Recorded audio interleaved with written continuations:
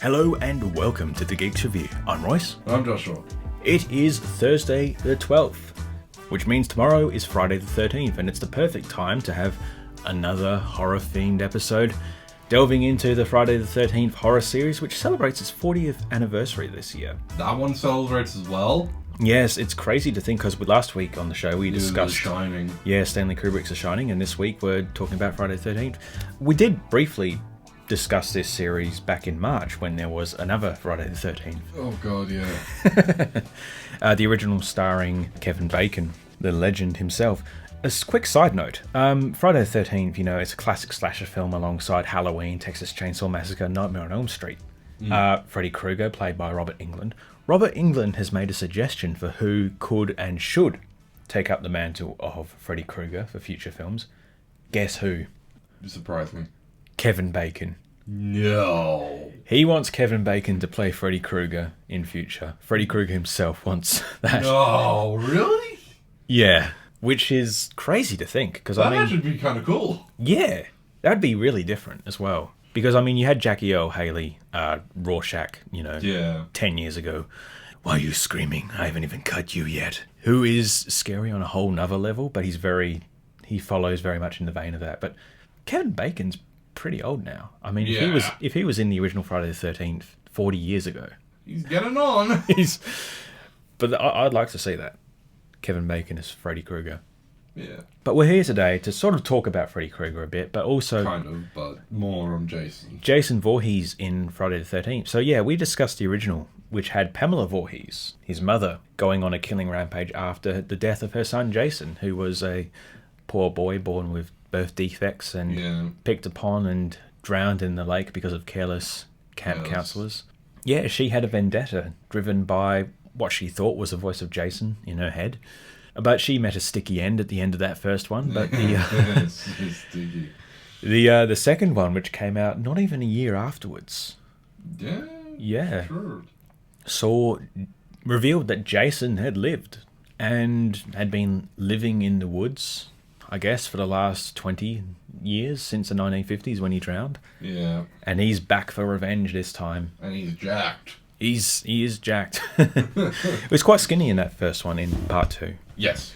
A sack wearing not hobo, hillbilly man in overalls and plaid shirts. Yes, and he didn't even have the iconic machete at that point. No, he didn't. He used a pitchfork. Yes, he used a bunch of different other weapons, but pitchfork.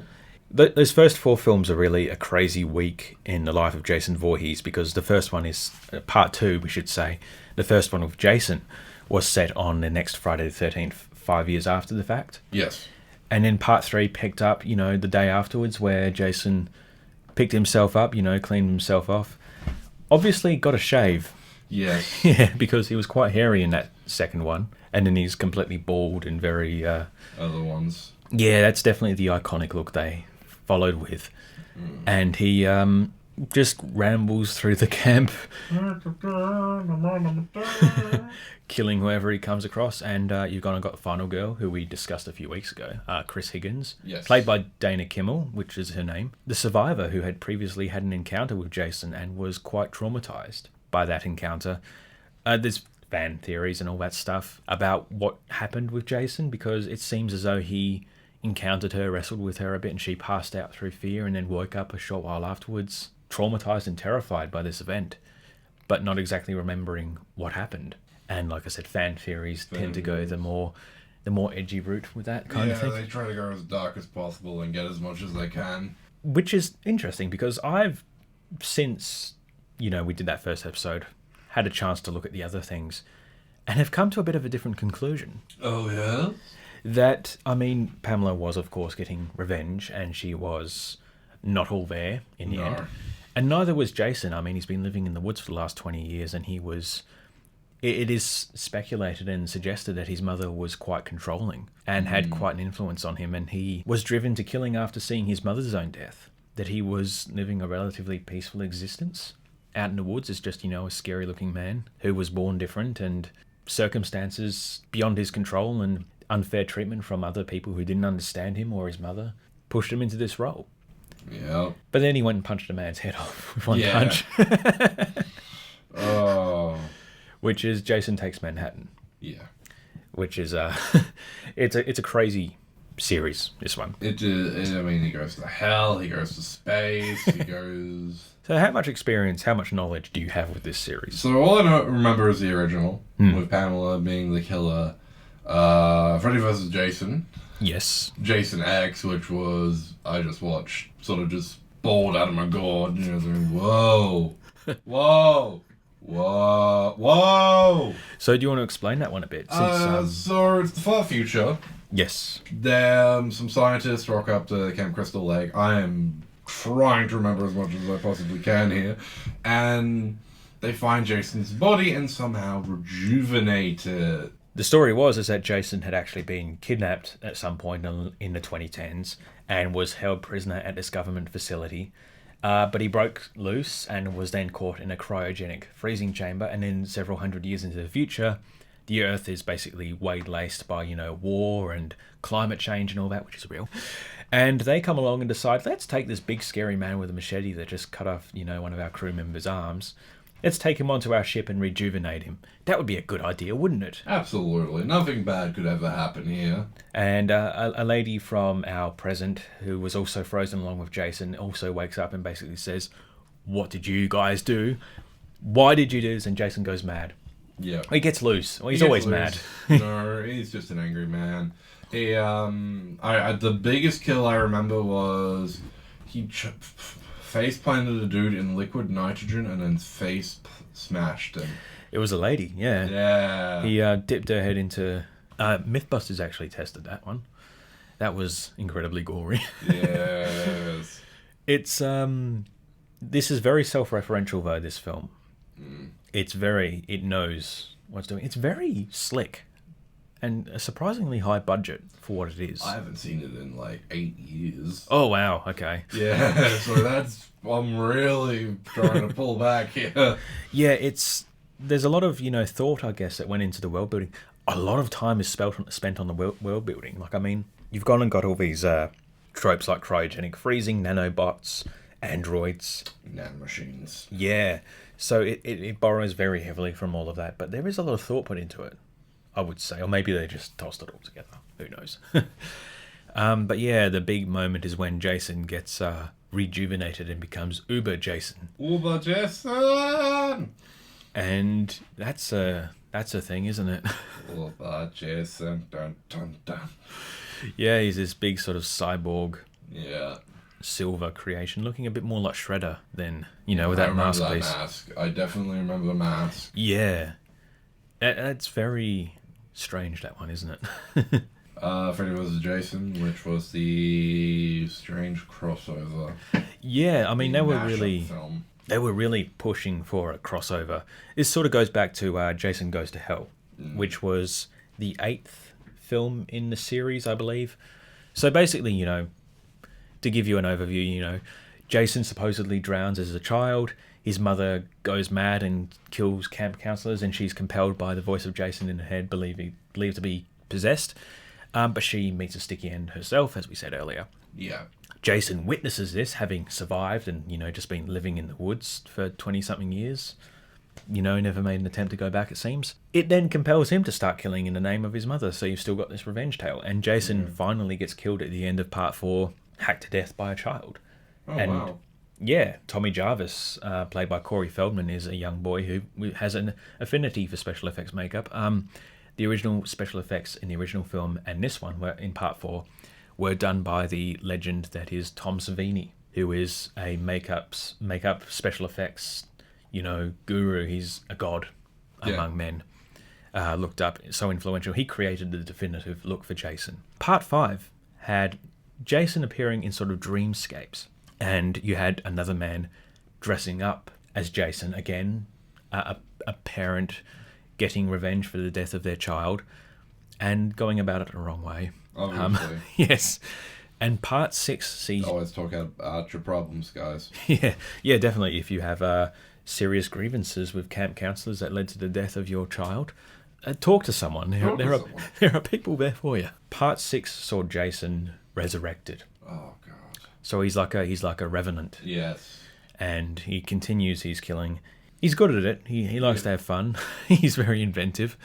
And basically you go through as he's always getting killed and then resurrected.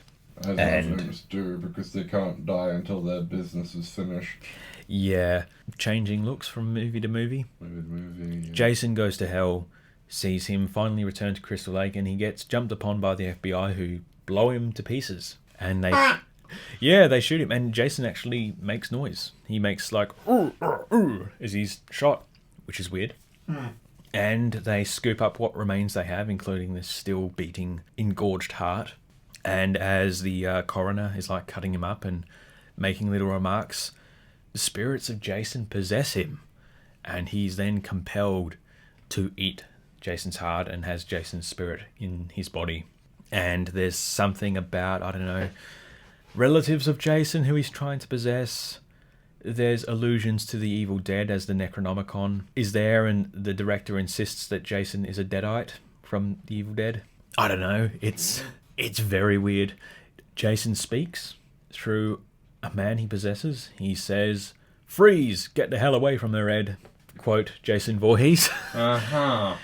I don't know how he learned to speak. I don't either. It's very weird. It sounds it.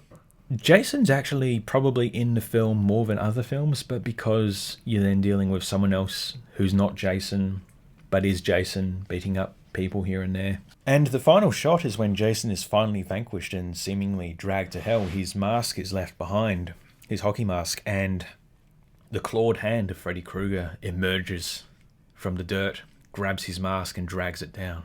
And this was the setup that led to like a 10-year wait before Freddy vs. Jason. So now that's out of the way. Yeah. That's my talking done.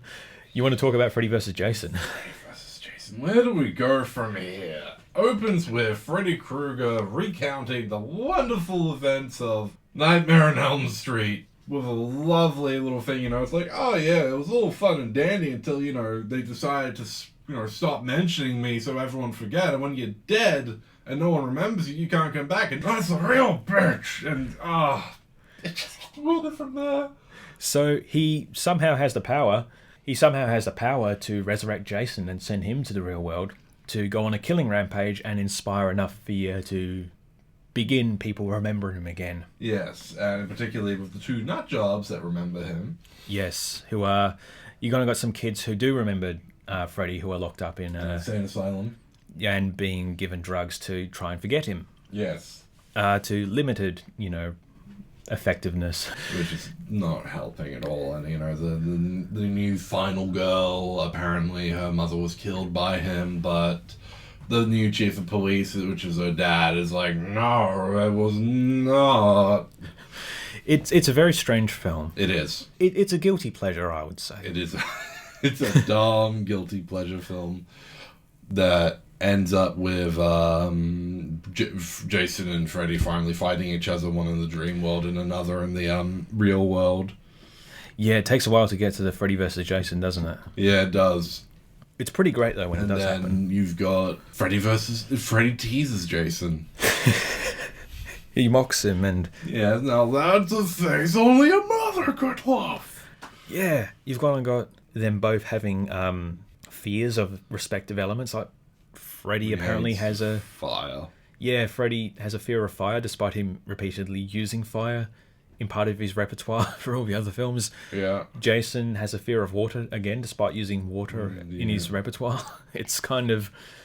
It's silly fun. It also has one of my best lines read out by Robert Englund. It's when one of the teens goes into Jason's dream to try and wake him up because, he's drowning and the counselors aren't doing anything. And there's Freddie, it's not my fault this bitch is dead on her feet. He sure loves that word. He does. I mean, it's a very bitch-based vocabulary, let's be honest here. Yes. We'll leave that one bitch in so they know. Yeah. We'll bleep all the other ones. Please bleep the rest. Beep, beep, beep, beep.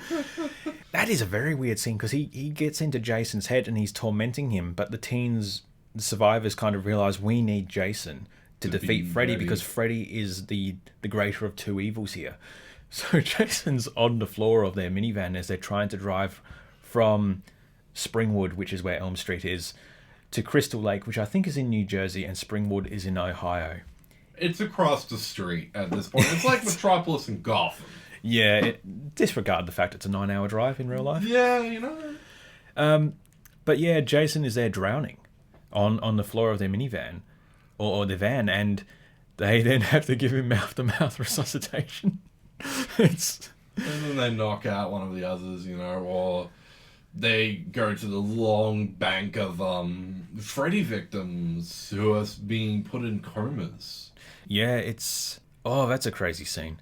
Some very janky CGI with like a Freddy snake. Caterpillar, that's right. And a Jay from Jay and Silent Bob knockoff character. Yeah. Who is possessed by Freddy and tries to face off against Jason. This weedy little, stoner kid who then gets chopped in half. And then you've also got the two, I can't remember who they were, the two asylum escapees. One of them, his brother, is the bully from A Christmas Story. Oh, really? Yeah. I can see that, actually, yeah. It is. Who apparently slit his wrists. Oh, man. Yeah. That's a scene.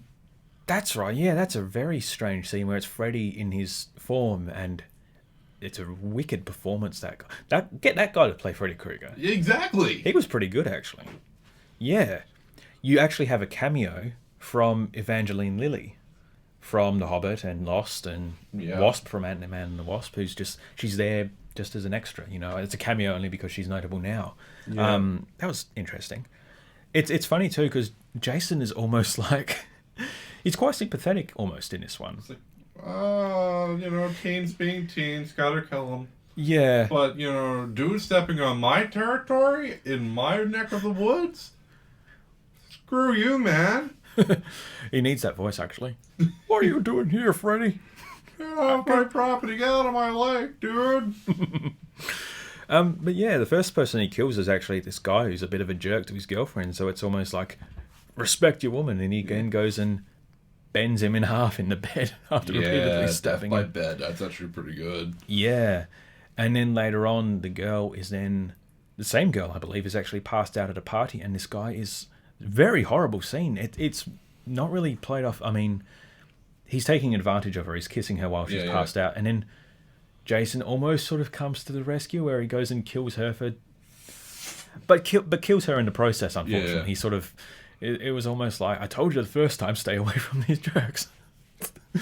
Stop it. Yeah. There's a very funny scene where he's then on fire walking through the cornfield. Yeah. Just lumbering through the cornfield, just setting everything on fire. It's a wild ride. It is. And the characters, they just don't blend. Like, they work well, but Freddy and Jason you can easily tell that they're two different slashers. So, on the topic of crossovers, which is something which people have wanted for a very long time, what do you think on the topic of crossovers? I mean, they're good if they make sense. Mm. And you don't think this one makes sense? If they didn't give Crystal Lake and Elm and Springwood the Gotham and Metropolis treatment, then I'll be all for it. But then you've got and go, stuff like AVP makes sense. Alien vs. Predator. Yes, yep. And then it doesn't make sense. That's the sequel one, is it? Yeah, Requiem. Yeah. Like, that makes sense, because it's referenced in Predator 2 that they've hunted aliens. Yeah. Because there's a skull of one, and a queen.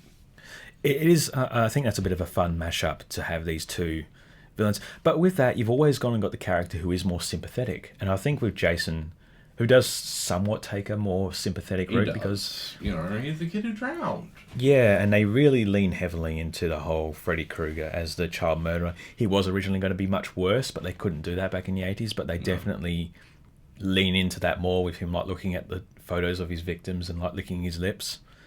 Very unpleasant stuff. Very. And with Alien vs. Predator, I mean, they do have a helpful, friendly Predator at the end a bit. Kind of, but it's like, I'm just here to kill things. Yeah. And at the same time, these aliens are narking in on my quarry, but they're also my quarry. It's how it is with the AVP thing. It's a ritual. It's a ritual of earning the respective warrior to hunt down the ultimate predator. With Freddy vs. Jason, it's just, what would happen if we could get Jason from Friday the 13th to fight Freddy Krueger from Nightmare on Elm Street? You know, we've been teasing it for about 10 years now, and people have been demanding a crossover, just like how apparently The Evil Dead is referenced in both these worlds. Well, thank you, Ray Romano. Yeah, it was a long time coming. Like I said, it was 10 years between the end of Jason Goes to Hell and this. And Freddy vs. Jason, funnily enough, is actually on Netflix. If you have Netflix, if you want to watch it, and DVD. Yes, of course. It's hard to get DVDs. It's very hard to get on DVD. They come in and out of fashion, don't they? Out of circulation. Yes. Yeah.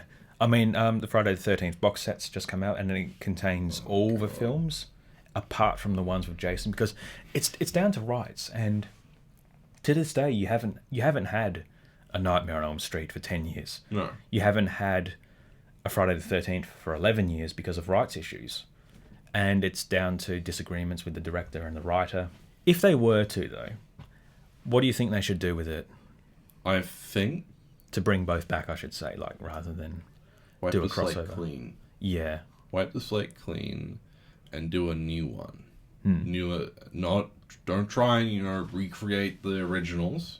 Do a new take on the story. Because now that it's, 2020, you can go crazy. You can really lean into half this stuff. If you want Jason to be a revenant from the beginning, have it do that. You want Freddie to be a child molester? Do it. Dark topic there. Very dark topic, and that's what they wanted to allude to. Yeah, well, I mean, they did that with 2010. Apologies, yeah, it is dark. But you shouldn't be trying to recreate the first films where these guys appeared into. Try and do a new, fresh idea on what you've already got. Horror, as well, is much more highly regarded now. You've gone and got films like the recent Invisible Man, you've got Get Out, and Us, and Hereditary and all that. I think, and the new Candyman coming out. Yeah, and I mean the Halloween 2018, which was a lot more considered and mature. Yes. That series just evolved into sort of slasher fest, much like Friday the 13th was, which was always more like the audience pleasing. Elm Street, yeah. Yeah, I think that still had a bit of heart to it though. But I think now, watching the remake that came out in 2009, Jared Padalecki or something from Supernatural was in that. It's basically X-rated, to be polite. Yeah. If you get the director's cut, there are bits and bobs and all kinds of horrible nudity and all kinds of stuff, which I forgot was kind of the staple of that series. And I think, it's what it is. Be faithful to God, don't have premarital sex, and don't do drugs. Or else this, this 6'5", fella's gonna come out of the lake and kill you. Yeah. They really pay homage to that in Jason X, don't they? Where they go and lock him into a simulation and chuck him there. I think now there's more demand for character, and I think to have maybe even more notable actors come in and play survivors and such, against Jason, where you've gone and got you've got characters that you want to survive or you want to die, or even if you have a jerk, there's more nuance to them where they do get killed. I mean, you can have it spectacular with all these special effects you can do now, but to have character there. But yeah, it seems like nudity as well is so central to the Friday the 13th one. Blasé at this point. Yeah. Oh man, watching the remake from 2009, I felt dirty. It's dirty by just watching the Jason X. Yeah. Oh yeah, that's very exploitative, that one. Final thoughts on the series? I use this term with a few different series, and Friday the 13th is definitely the chief among them. You gotta put more life back into it, otherwise you're just beating a dead horse, and that horse is glue now. Definitely, yeah. I think if they were to do it, they need to take a new approach and more considered approach, because it's 2020, plus. People expect more. With big cinematic universes where you tune in for the characters. I mean, Jason is great. He is. But I want better people to go against him, yeah. Tommy Jarvis and Chris Higgins, they're great and all, but there's not much to them. But anyway, that was our discussion of the Friday the 13th series. Hopefully it made sense. Hopefully. We'll be back next week. I'm Royce. And I'm Joshua. We'll see you next time. Bye for now.